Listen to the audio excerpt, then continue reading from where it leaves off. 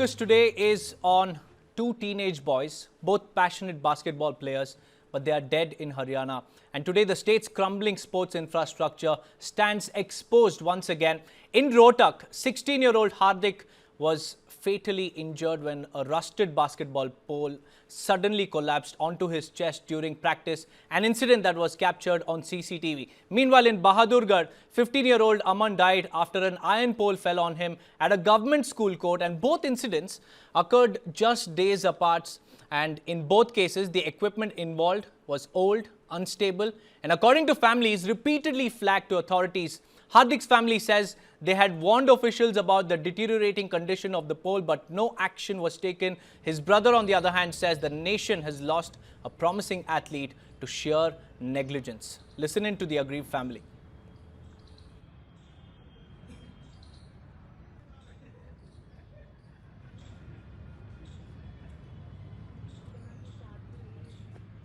अगर वो कार्रवाई कर देते तो शायद मेरा लड़का बच जाता। उन्हें बस कार्रवाई में थोड़ी ढील कर दी। वो कभी वो सोच रहे हैं कभी हमारे ऊपर केस आ जाए। आप तैयार रहो, हम आपके ऊपर एफआईआर करेंगे। आपने तोड़फोड़ की है, हम तोड़फोड़ जो की है हम जुर्माना भी भर सकते हैं उसका। हमने ये बोला किसी गार्ड के साथ हाथापाई की हो, किसी नर्सिंग स्टाफ को उंगली लगाई हो, किसी डॉक्टर को उंगली, कुछ नहीं बोला। कोई गाली गलौज की हो, किसी को माँ बहन की कोई गाली दी हो, हमारी तरफ से कुछ नहीं हुआ। बस टेबल वगैरह इधर उधर हुई थी गुस्से में, वो हम कबूलते हैं जी, हो गई। उसे इंडिया प्लेयर बनाना था कि वो सबसे अच्छा खिलाड़ी बने, इंडिया के लिए, इंडिया का नाम रोशन करे। तो सपना भी यही था। तैयारी भी करे तो 2026 के लिए हुआ, यूथ खेलने के लिए इंडिया की तरफ। इसके लिए प्रशासन जिम्मेवार है, जिन्होंने इसकी देखरेख नहीं की। मैं तो मुख्यमंत्री से वो कहता हूँ कि मुख्यमंत्री जी इन चीज़ों का ध्यान दें ताकि आगे खिलाड़ी आगे चले सके, कोई ऑनर खिलाड़ी ना खोए, इससे माता पिता आगे ऐसा दुख ना हो। तो मैं मुख्यमंत्री से कहना चाहता हूँ कि ऐसे लोगों पर कार्रवाई करे। ये जी सवेरे 10:30 बजे के आसपास की बात है। बच्चे इधर प्रैक्टिस पे आए हुए थे। कुछ बच्चे तो इधर बरामदे में उधर अपना ट्रेवलिंग वगैरह कर रहे थे और हार्दिक जो है जो सिंगल वाली प्रैक्टिस है वो कर रहा था। तो उसने 2-3 बार कोशिश की जैसे रिंग को हाथ लगाने की, लेकिन वो कामयाब नहीं हो पाया। तो थर्ड अटेम्प्ट में जब उसने रिंग को हाथ लगाया, थोड़ा सा उसकी वजह से पकड़ा, हाँ, तो ये पूरा रिंग उसके ऊपर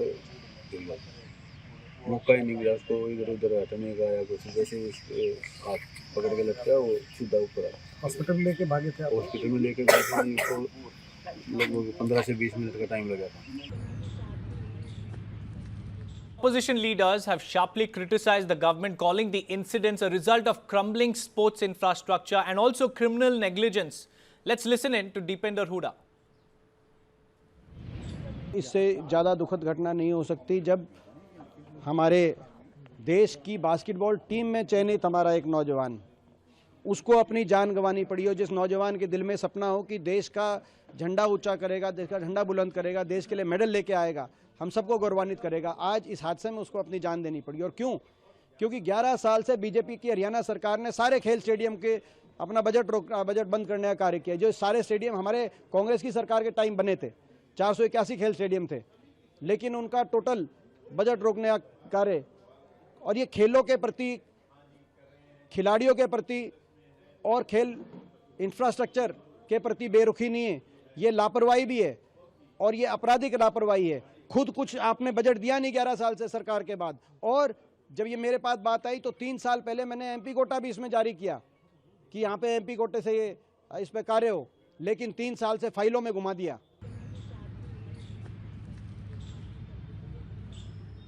Government, meanwhile, has begun damage control. The Haryana Sports Department has now issued urgent directions such as all substandard sports equipment must be removed immediately. Use of unsafe infrastructure must stop at once. Repairs across all sports premises must begin without delay. In fact, Chief Minister Naib Singh Saini has said he will comment only after receiving full details, but pressure is mounting for accountability. Here's the Sports Minister of Haryana, Gaurav Gautam. हमारे department को, हमको व्यक्तिगत क्षति भी है कि हमारा एक होनहार खिलाड़ी चला गया, लेकिन जो भी इसमें आधिकारिक रूप से दोषियों का उस पर कार्रवाई होगी और खेल नर्सरी जो लोग चला रहे थे और इसकी चिंता उन्होंने नहीं की, सामान या ग्राउंड खराब है और उस पे खेल रहे हैं तो उस पर भी कार्रवाई होगी। ये बड़ी दुखद घटना है। इस दुख की घड़ी में सरकार परिवार के साथ है।